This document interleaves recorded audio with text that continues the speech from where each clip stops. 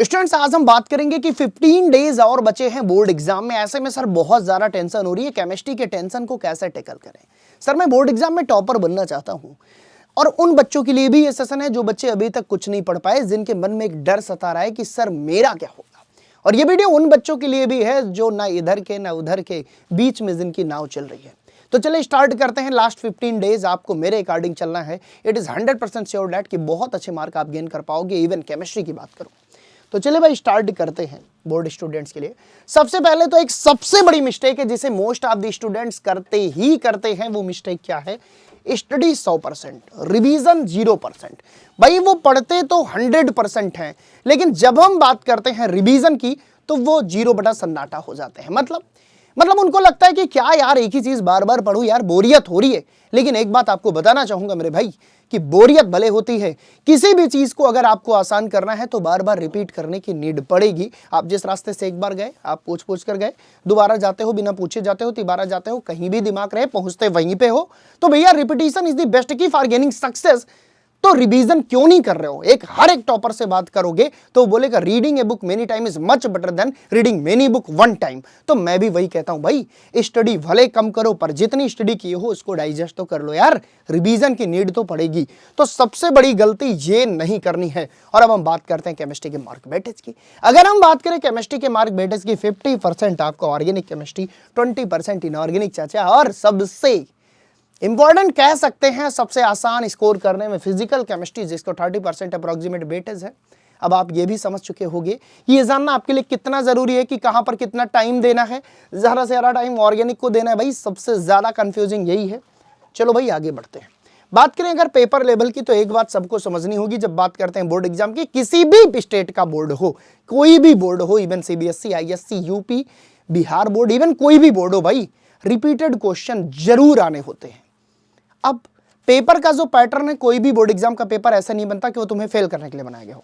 हर एक एग्जाम पास करने के लिए बनाया जाता है। 80% क्वेश्चन वहां ऐसे ही डाले जाते हैं जो आपको मॉडरेट लगे, जो इजी लगे, जो इजीली आप टैकल कर सको। 10% क्वेश्चन थोड़ा आपके लेवल से अप करके पढ़ते हो और 10% क्वेश्चन ऐसे पढ़ सकते हैं जहां पे तुम्हारे दिमाग की नीड पड़ेगी। तो भैया कहना क्या है कि आप क्यों इन चक्कर में पहले पढ़ रहे हो? पहले 80% को ही टारगेट कर लो भाई। पहले उन क्वेश्चंस को तो एटलीस्ट पढ़ लो जो बार बार पूछे जा रहे हैं, जिनका लेवल तुमको पता है। चलो भाई, और सबसे बड़ी खास बात क्या है? Know your important topic. बहुत सारे बच्चों को यही नहीं पता कि भाई कहां से पढ़ना है, क्यों यही पढ़ना है। मैं बार बार बच्चों से कहता हूं भाई 80-20 रूल इज द बिगेस्ट की पॉइंट। क्यों सर? आप उठा के चेक कर लेना, हर एक चैप्टर के 20% टॉपिक ऐसे होंगे जिससे 80% क्वेश्चन बनते होंगे। नहीं विश्वास तो किसी एक चैप्टर का एनालिसिस बहुत जल्द तुम्हारे सामने लाऊंगा। तो हर एक चैप्टर के, इवन मैंने ही बहुत सारे वीडियोस दिए हैं, हर एक चैप्टर के आप 80-20 रूल अपनाइए, उन 20% टॉपिक का जिक्र करिए जहां से 80% क्वेश्चन बनते हैं और पहले उन्हें कवर करिएगा। अगर मैं सागर भरिए जनाब, पूरी पोथी पढ़ने का समय नहीं है। You have not enough time, you have only 15 days are left for your board examination. ये बात आपको समझनी होगी, ठीक है भाई।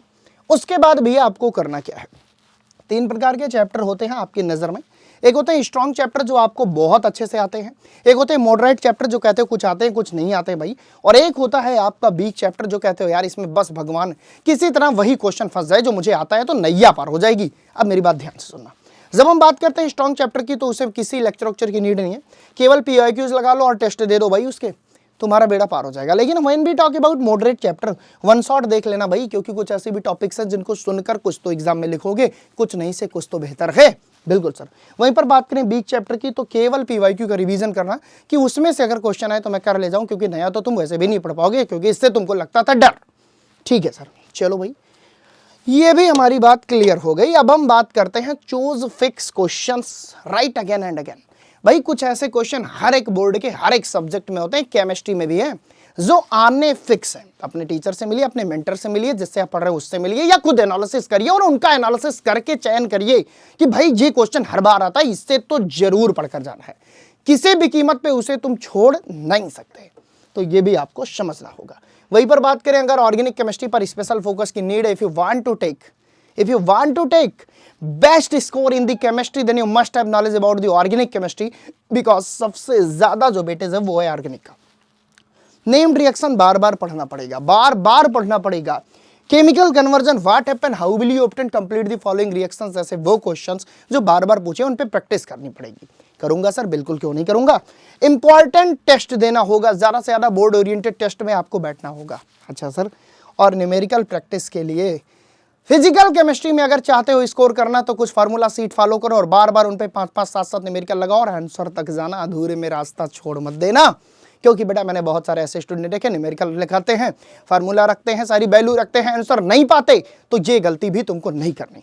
तो होपफुली ये सेशन आपको समझ में आया होगा कि लास्ट के 15 डेज आपको कैसे जिंदगी गुजारनी है और कैसे आप केमिस्ट्री में एक बहुत अच्छे मार्क स्कोर कर स्कोरर बन सकते हो और बिकम टॉपर बन सकते हो।